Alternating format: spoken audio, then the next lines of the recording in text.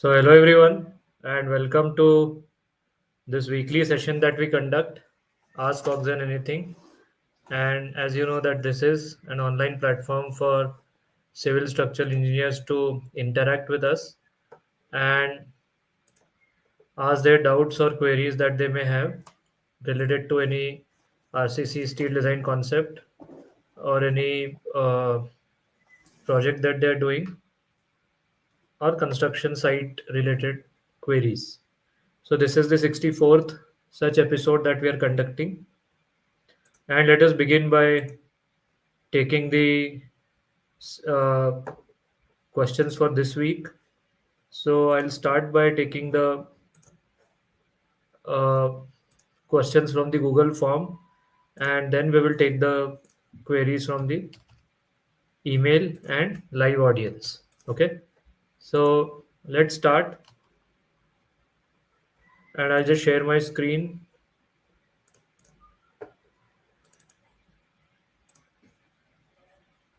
So, is the screen visible?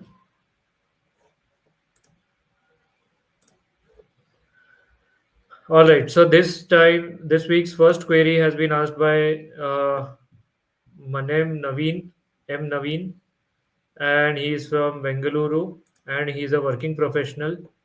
So he's saying,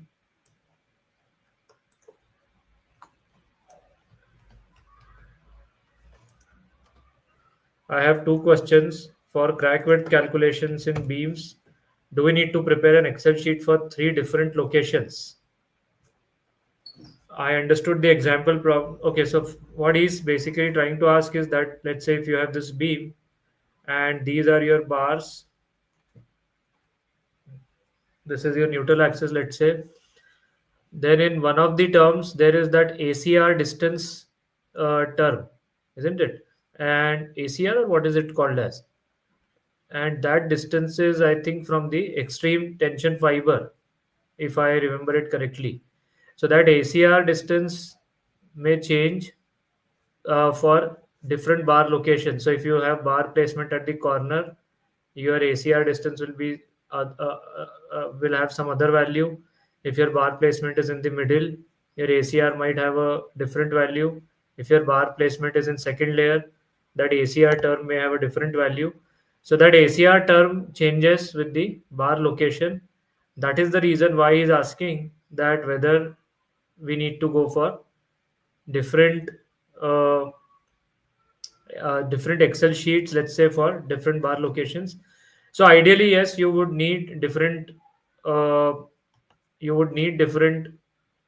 inputs for ACR depending on your bar location.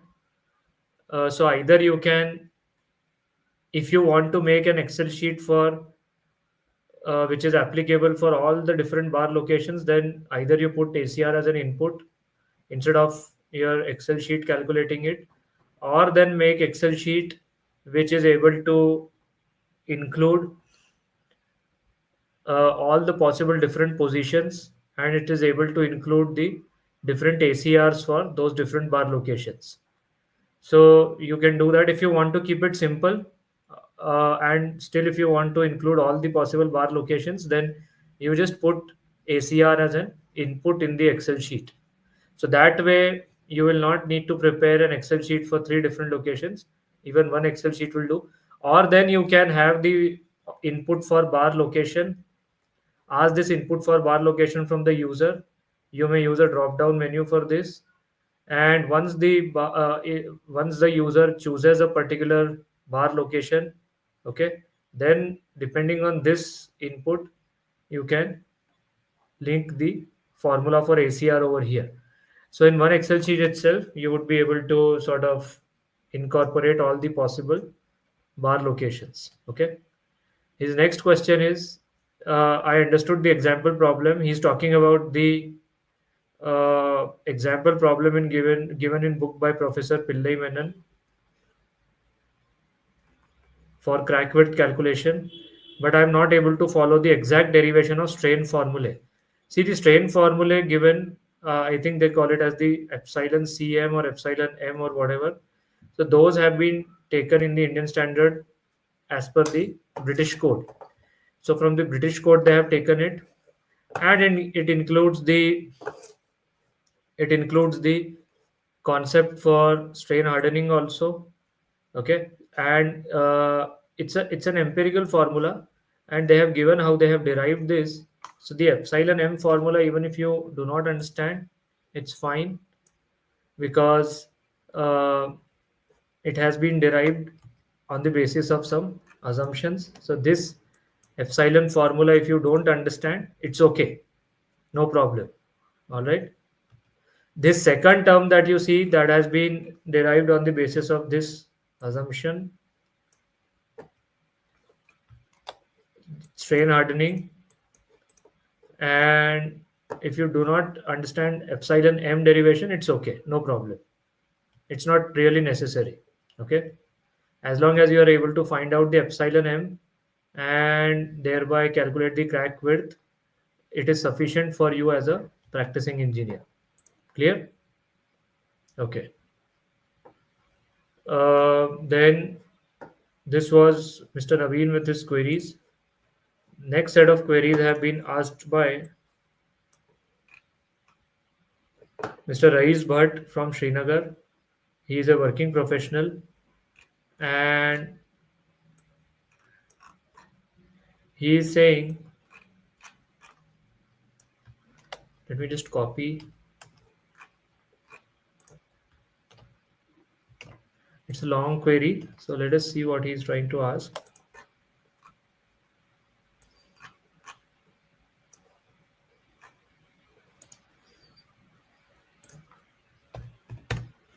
He has a G plus 4 RCC framed structure in zone 5.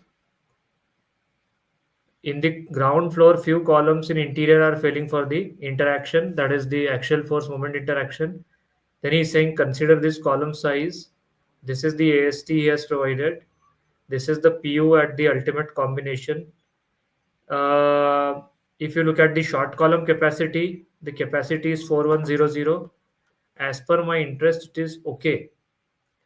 But ETAL shows column failing at this ground floor level uh, of permissible FCK limits. Also, ETAL shows PUZ equal to 3800, double than PU. No, but PUZ is the balanced moment that is calculated as per the codal provision. So PUZ, please understand, it has nothing to do with the axial force. I mean, it depends on your cross section size, and I'll just put in the formula for PUZ. So where is PUZ formulation given?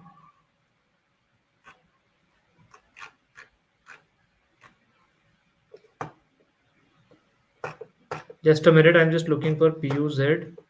Yeah, this is the PUZ. So PUZ, please note that it has nothing to do with the axial force. Your axial force can be anything. PUZ is derived in this manner: 0.45 FCK AC plus 0.75 FY ASC. So, I mean, clear that mind with one thing, that PUZ is derived like this. It has nothing to do with the analysis axial force. Still, if I consider my capacity is 4100 kilonewton and steel provided, please explain this. So basically, what he is saying is that in his case, he has a structure as being designed in zone 5, seismic zone 5, and the columns are failing in the interaction. Uh, he has provided this much steel. PU is this, but still it is showing failure. Basically, he wants to understand the reason for this failure.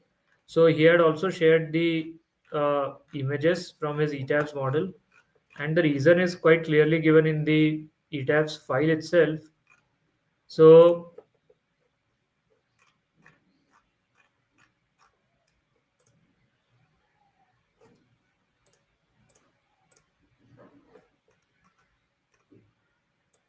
yeah, I'll just share that screenshot that he had put.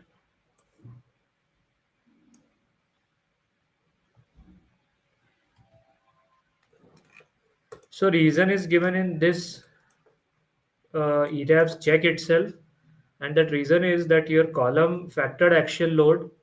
So if you are to calculate the actual stress, that is whatever is your PU for EQ load combinations, you take that PU, you divide it by gross cross sectional area, you find out the stress in concrete, stress in the cross sectional area, you find that out. Now if that stress level exceeds zero point 0.4 fck, then it's a failure as per the IS 13920. So basically your code does not want you to allow having stresses in the concrete cross section going beyond zero point 0.4 fck for load combinations that involve seismic loads. And the reason is that in cases of earthquake, if your column is subjected to high axial stresses, then there will be problems with confinement and there will be problem with the overall shear carrying capacities. So that one, your code wants that to be limited, and that's why this criteria is given. So all your other checks may be satisfying, but if your column cross section is such that the axial load and column cross section is such that if the PU upon AG, this stress value comes out to be more than zero point 0.4 FCK, it will be uh, taken as a failure condition. Do you understand? I hope this is clear. So this is the primary reason why your column is showing failure. And also you had shared one more image in that the member seems to be failing for the combined effect of shear and torsion. Now I'm not sure whether it's a column, you have not specified it, so I'm not sure whether it's a column or it's a beam, but this check that is being shown, this another image you had shared, and here the uh, warning given is shear stress due to combined shear force and torsion exceeds the maximum limit. So you can see the TU being very high, 36, VU being substantial. So you need to see why you are getting such high torsion value. At this point, I'm not sure whether this is a case of column or beam. So I don't know, but you need to check why such high torsion values you are getting and take care of it accordingly.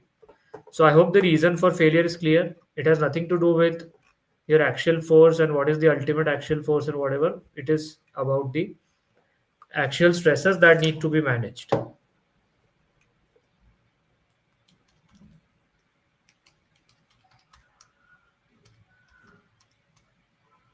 Yeah. So this was Engineer Rais with his query. Then we move on to next question that have been asked by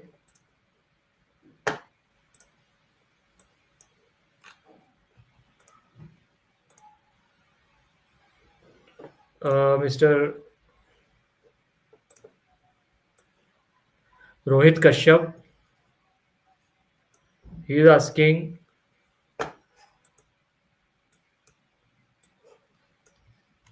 while calculating, so Mr. Rohit Kashyap is a working professional from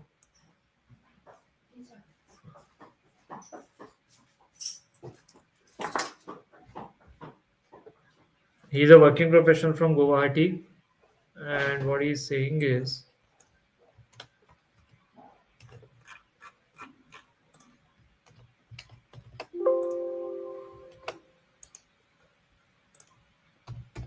while calculating shear strength enhancement as per IS 456 clause 40.5, what is the value of AV in case of a pile cap?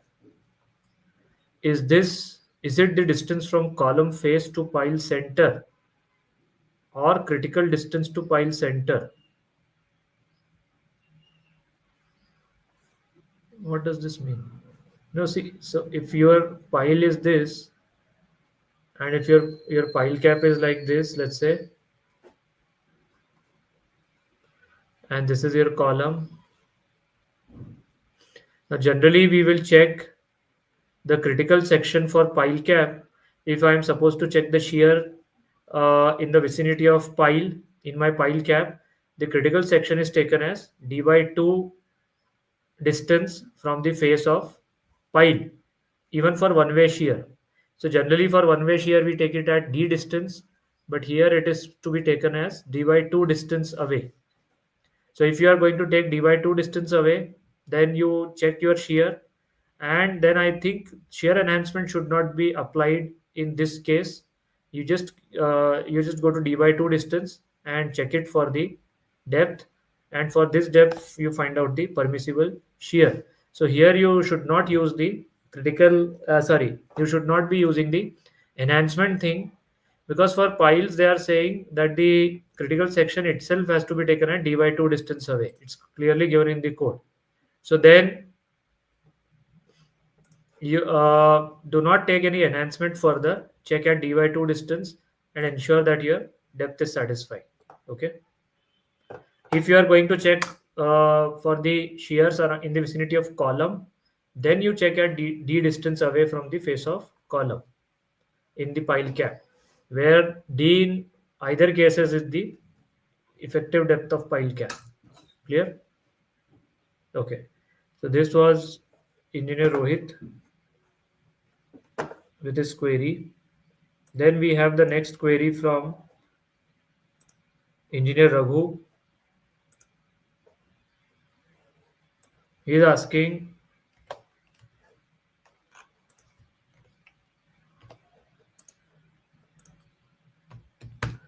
in the provided geotech report, SBC specified for net bearing pressure. For retaining wall base pressure checks, should we use net SBC or gross SBC? Some designers derive gross SBC by multiplying net SBC with a factor of safety for these checks, even when gross SBC isn't mentioned.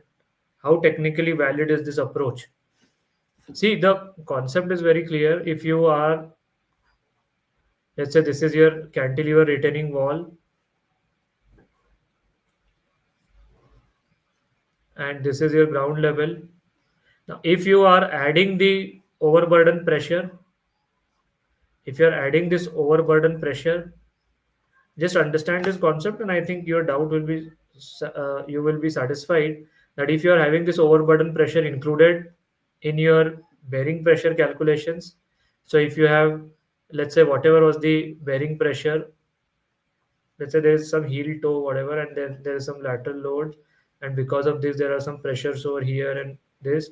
So if you have added the overburden pressure in your bearing pressure calculations, then you can compare it with respect to gross SBCs. Okay, then you can compare it with respect to the gross SBC.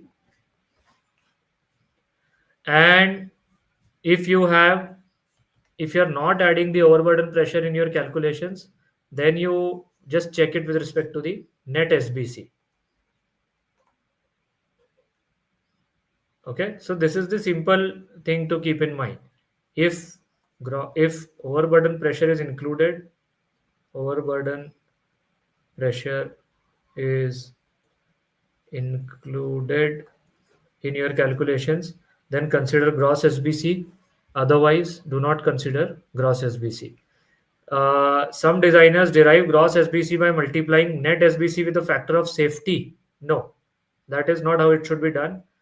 Gross SBC is very simply the net SBC plus the soil overburden pressure. Very simple. There is no factor of safety, nothing. This is how it should be done. And overburden, for example, if this is, let's say, 2 meters below the ground, okay, and at 2 meters you have the net SBC, you just add, let's say 18 is the density of soil, you multiply it by, let's say, 2 meter of soil fill, because at 2 meters below the ground level you are being given the SBC value. So to net SBC you just add this and you get the gross SBC. So I am not sure how or what factor of safeties are being multiplied to get the gross SBC value. It's not how it should be done. You just add the soil overburden, and that's how you will get the gross. Okay. Mr. Rohit is asking a related doubt to the earlier question. Can you please tell how to check one-way shear in pile caps. Just as we check one-way shear for other items or elements, just as you check one-way shear for uh, let's say if you had a normal beam, just in the manner you do it for a normal beam, you do it for pile caps also. It's not different. Suppose you had a two pile cap, and this was orange was your pile, and this black is your column. Sorry, black is your column. And so now you check at d by 2 distance away. So at d by 2 distance away, on this face you check for one way shear. Maybe you had a three pile cap. So the procedure for checking one way shear remains the same. It's not changing. If this is your three pile cap, and this, let's say this was your column, you need to check one way shear. You check in this direction, you check in this direction at d by 2 distance away. Then his next question is, should we when to use shear enhancement in pile caps? So shear enhancement for pile caps, I'm not very sure, because your code tells you to check for shear enhancement when the sections are closer than d distance. But then remember that in those cases we are supposed to check at d distance, or d distance is considered as the critical section.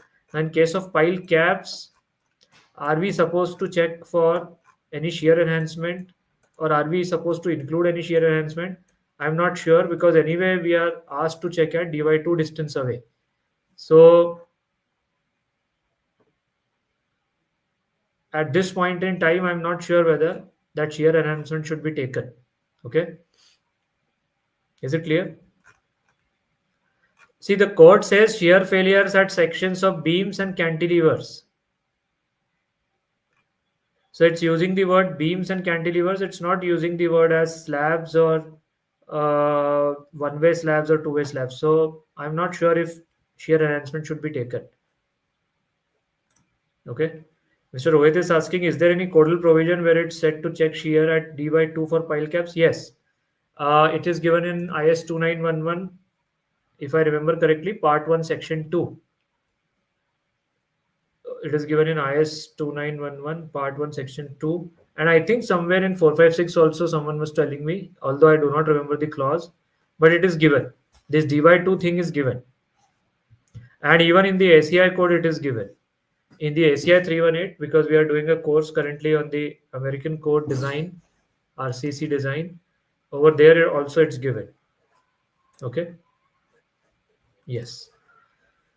Then the next query in the Google form is from engineer Yash Bhope. He is a working professional from India, and he is asking, uh, in the absence of any vibration data for an object, example a railway, which instrument can be used to acquire such data for structural applications?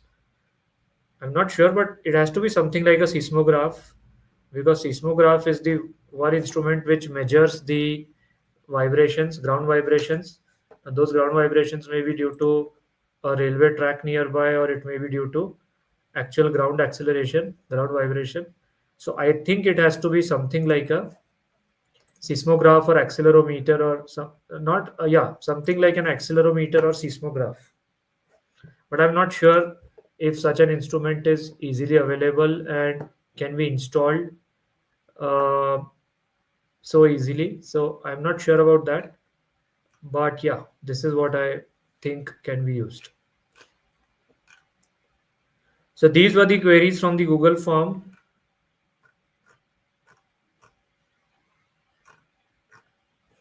There are no queries that have been put in the email. So now we take the queries from the live audience. Engineer Sumit Shah is asking where to use pinned base and fixed base while modeling steel structure. So it depends on your structural system that you want to adopt, and when to use pin based, when to use fixed base. It will depend on what is the structural system that you have adopted. If you go with fixed bases, what happens is that you get a control on the lateral sway to a certain extent, but then those moments are transferred to the substructure. And if you do not have good soils, then the footings will have to be designed for large movements. So that is a problem, let's say, with fixed bases. So in some cases, designers opt for, let's say, a pin base. Of course, then they will have to provide some bracing system to take the lateral loads. Now, in such cases, you may get higher sways, so those have to be limited, controlled. But the advantage is that the moments are not transferred to the columns below. So the footings can be designed for lesser moments, only the moments generated due to the horizontal thrust. Okay, so that is the advantage you get. Just hold on.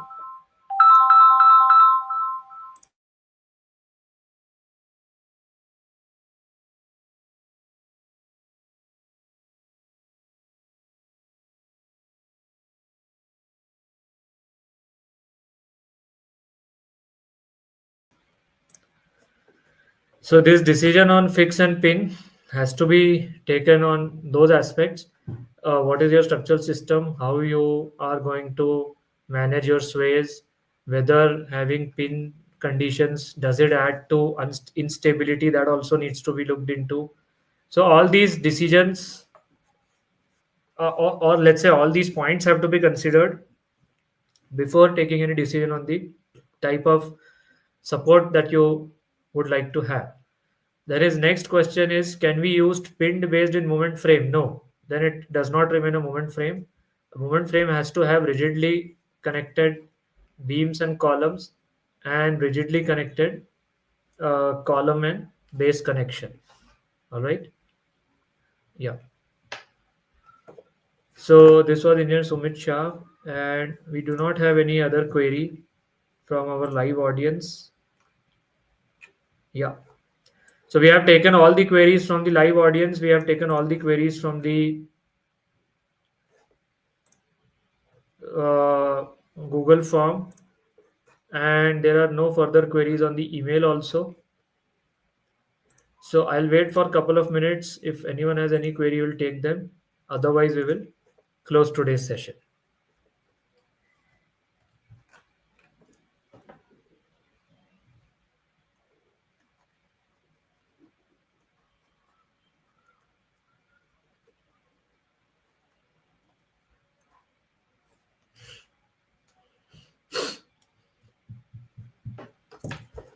Yeah, so I'm just waiting for a couple of minutes.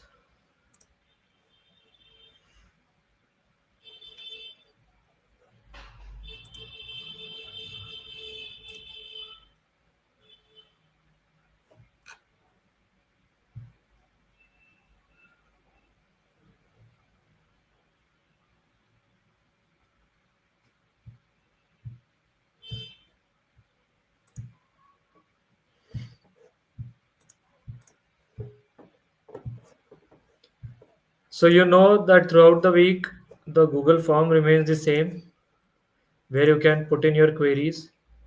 So the link for Google form where you can put your queries is this. And once every week when we meet, we answer your queries. So I find it convenient that, because many times answering queries over messaging or over calls is difficult. So this is a convenient way of answering, because then we can sort of give your queries face to face. So throughout the week, if you have any query, you can just put it into this Google form. The link for this form remains the same. It does not change. And once every week when we meet, we take up your queries. And if you want to connect with us live on WhatsApp or sort of message us on WhatsApp, then this is the link to click and message us directly on WhatsApp. So I'm just posting that link over here.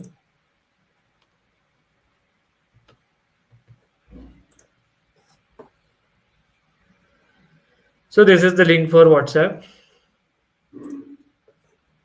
Yeah, and you can connect with us over here by clicking on this link. All right. So we have a question over here now.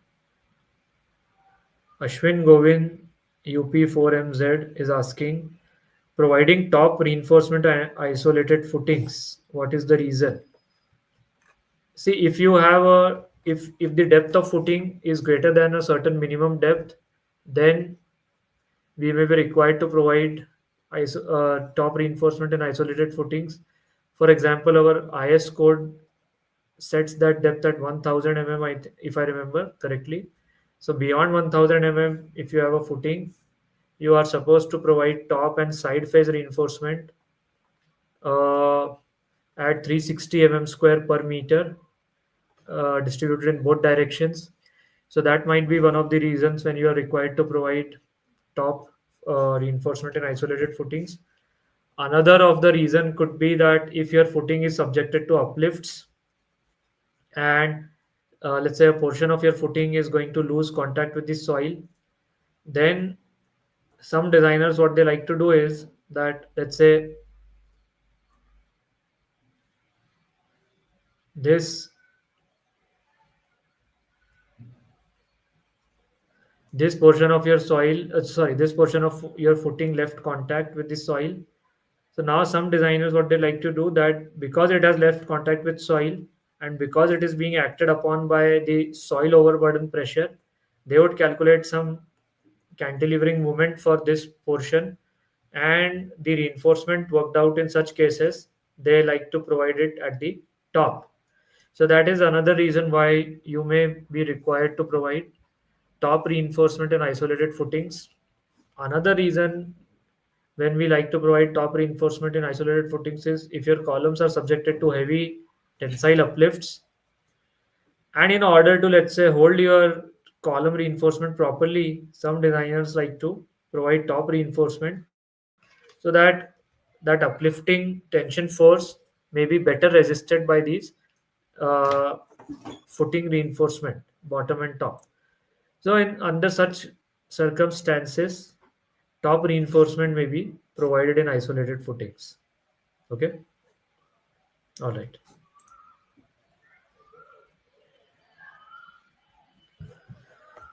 Any other question?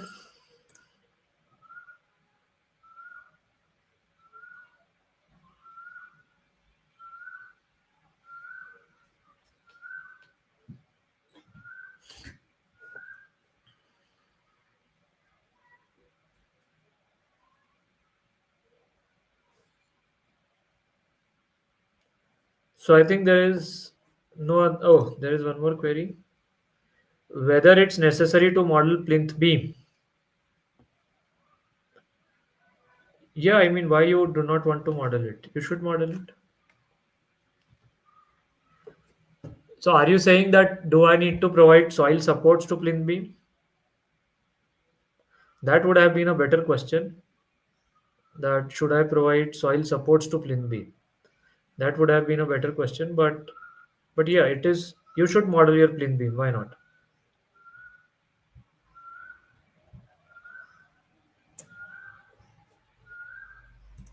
Okay, so he is saying that whether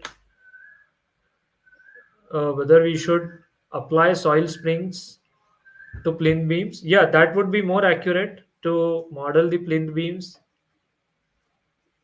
and to assign soil stiffness or soil springs to it. Yeah, I mean, you could do it. Some people do it. Some people don't do it. Uh, some people use another strategy, that on plinth beam, because there's a plinth slab, that is slab on grade, they would apply the slab load only as some percentage of the actual load, because your plinth slab is not actually suspended slab, it is resting on soil. So they would apply only a certain percentage of slab dead load and live load on the slab, but on the plinth beam they would apply the full brick wall load, but for the slabs at least they will apply only some percentage. So yeah, I mean, you can do it. if you want to assign soil springs, you could do that as well. It sort of depends on the strategy that you want to adopt. If you don't assign soil springs and if you're analyzing your plinth beams, it is sort of more conservative thing that you're doing. So many engineers continue to do so. Being on conservative side is better than being on unsafe side, so they may uh, continue to do so. Yeah.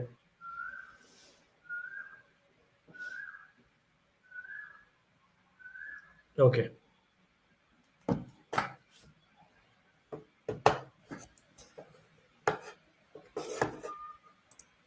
Anything else?